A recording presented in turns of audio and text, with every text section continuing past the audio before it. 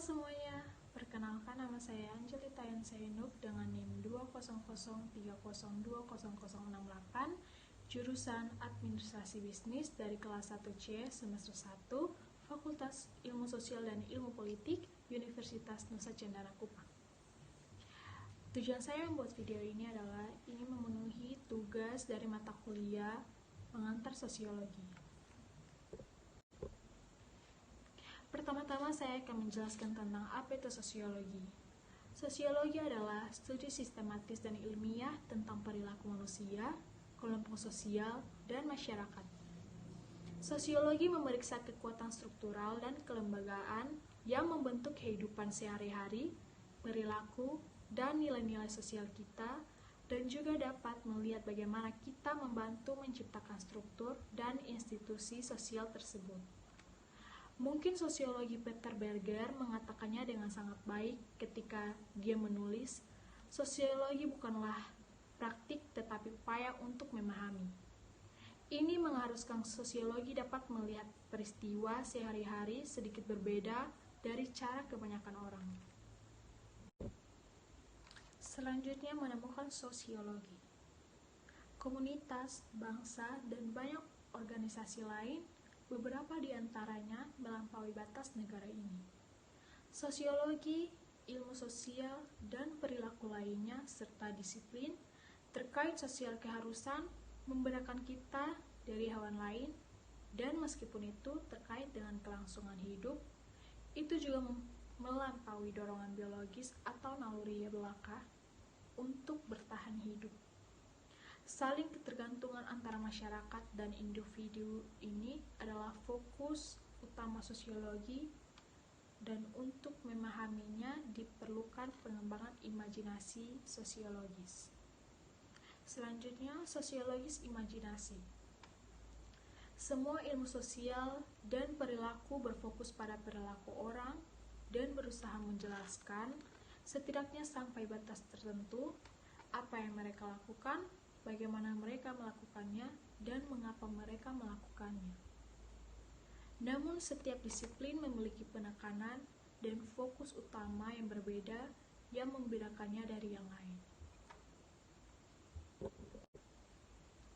Menurut Charles Wright Mills tahun 1959 berpendapat bahwa hal ini mengharuskan kita memahami hubungan antara sejarah dan biografis. Hubungan penting ini sering diabaikan tetapi penting untuk pemahaman sosiologi karena menempatkan perilaku individu dalam konteks sosial yang lebih luas.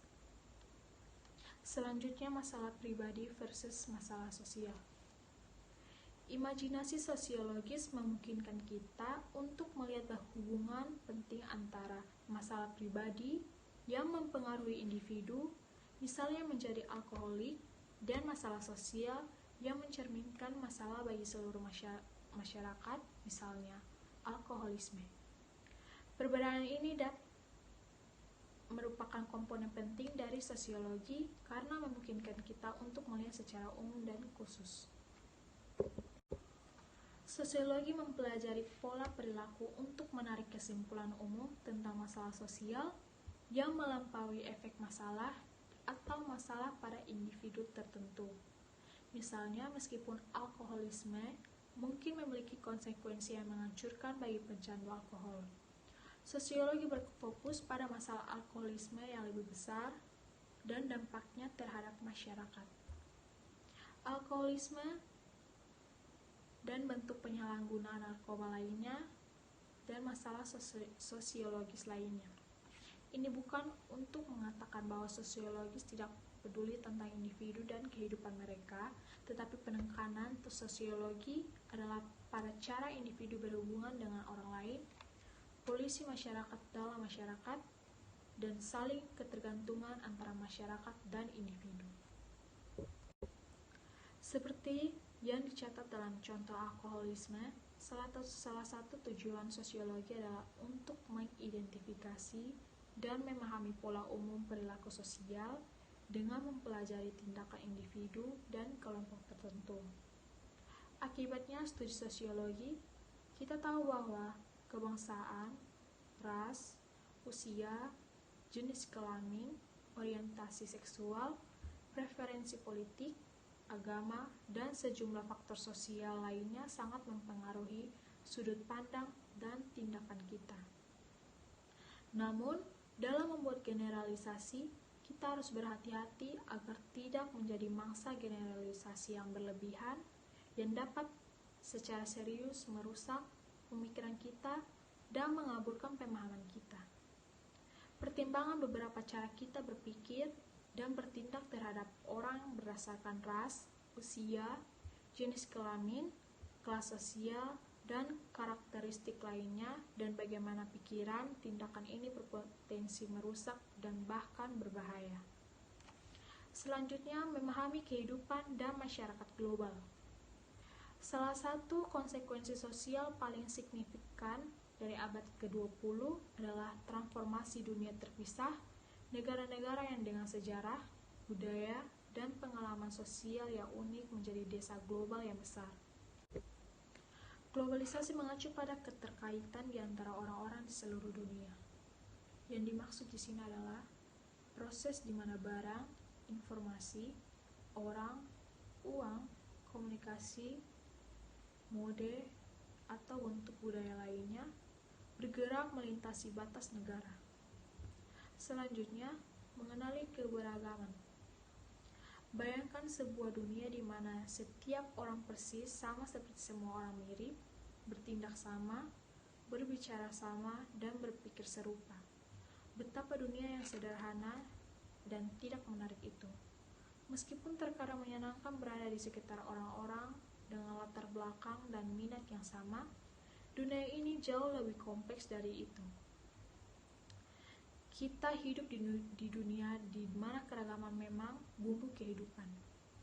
Globalisasi telah meningkatkan mobilitas di banyak tempat, menyediakan mosaik sosial orang-orang dari latar belakang ras dan etnis yang berbeda, kebangsaan, agama, dan budaya.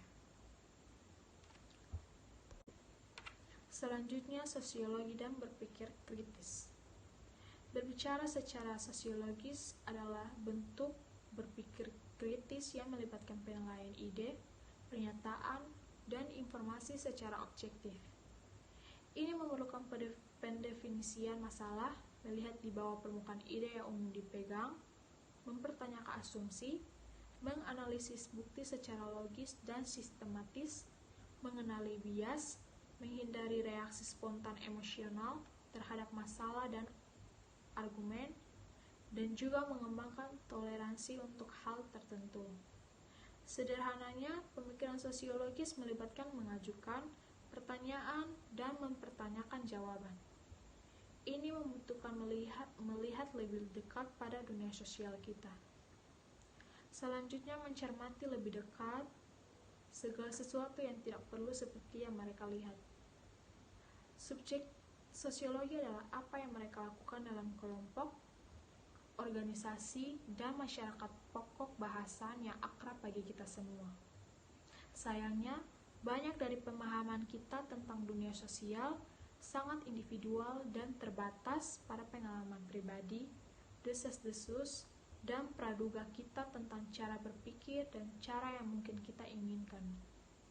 Selanjutnya, perubahan iklim sosial. Sebelum industri, masyarakat Eropa dicirikan oleh sistem feodal yang terdiri dari tuan tanah kaya yang memiliki rumah besar dan sejumlah besar petani atau budak yang mengelola tanah, dan dengan demikian secara ekonomi terikat pada para tuan dan rumah mereka untuk penghidupan. Saat para bangsawan meninggal, terlantar, atau saling mengusir dari tanah mereka, manor dibagi menjadi pertanian kecil yang digarap oleh pemilik baru dan keluarga mereka, dan juga desa-desa kecil dengan kelas berdagang yang muncul dan dikembangkan sebagai pusat ekonomi dan komunitas sosial yang penting.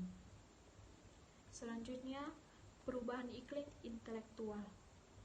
Para sarjana sering menggambarkan abad ke-18 sebagai zaman nalar atau pencerahan, karena selama ini budaya barat muncul menjadi era baru pemikiran sosial.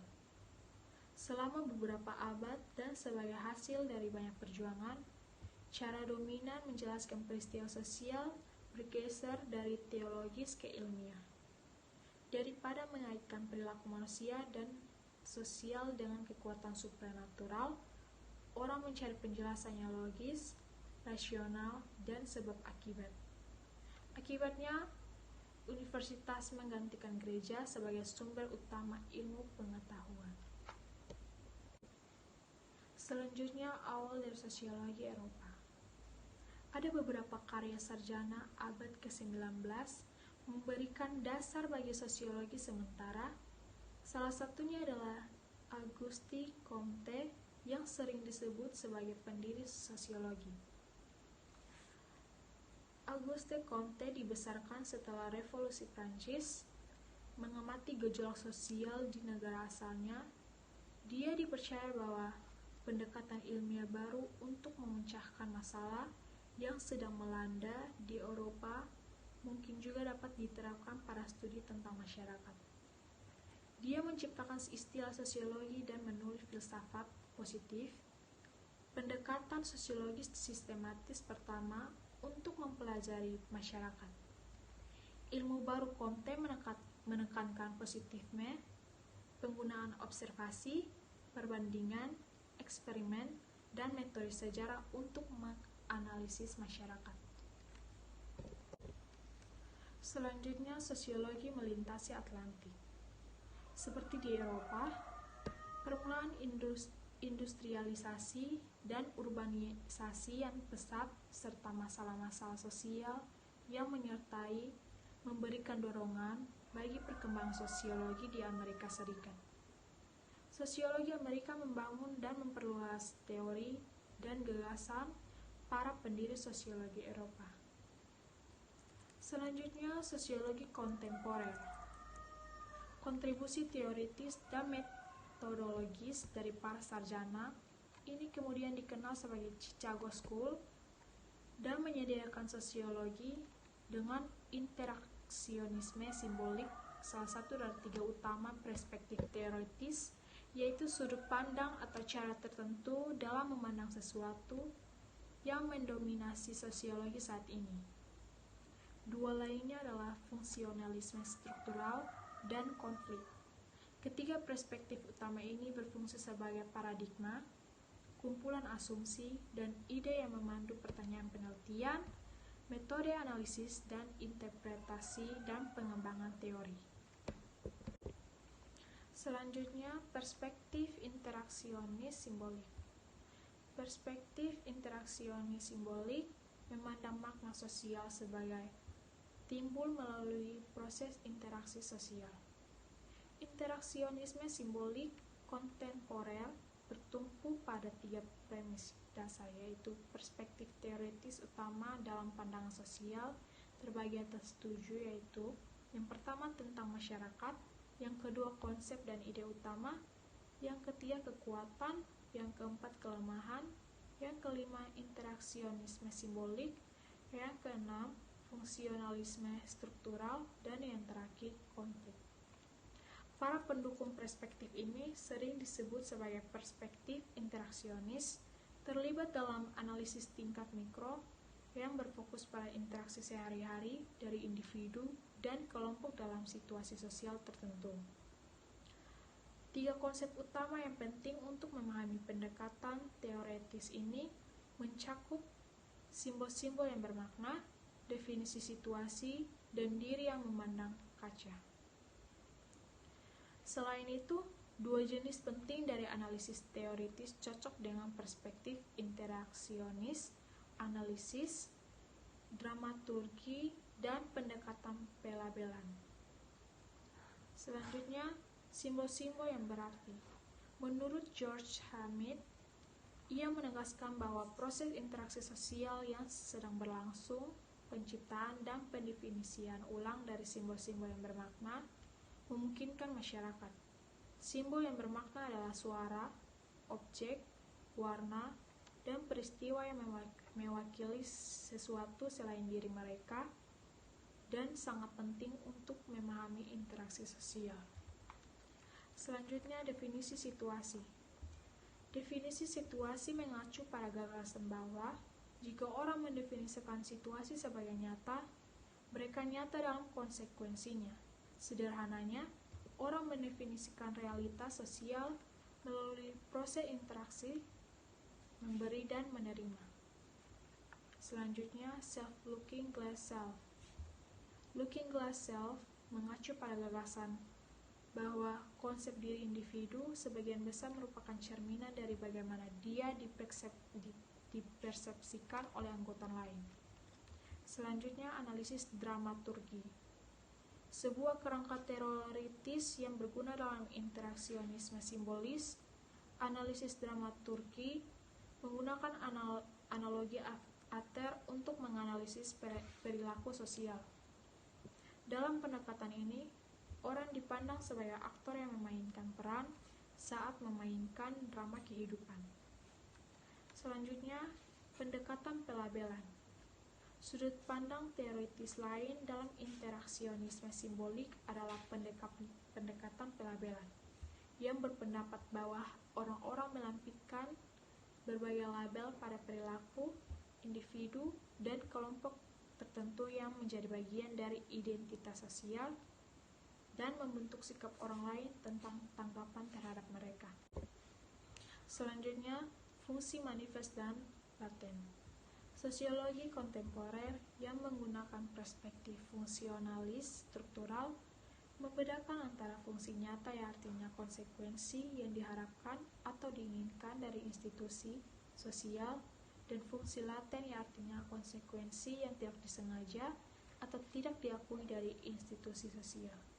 Sebagai contoh, mari pertimbangkan pendidikan yang lebih tinggi. Fungsi nyata yang jelas dari pendidikan tinggi adalah menyebarkan pengetahuan dan mempersiapkan siswa untuk hidup dalam masyarakat industri yang kompleks.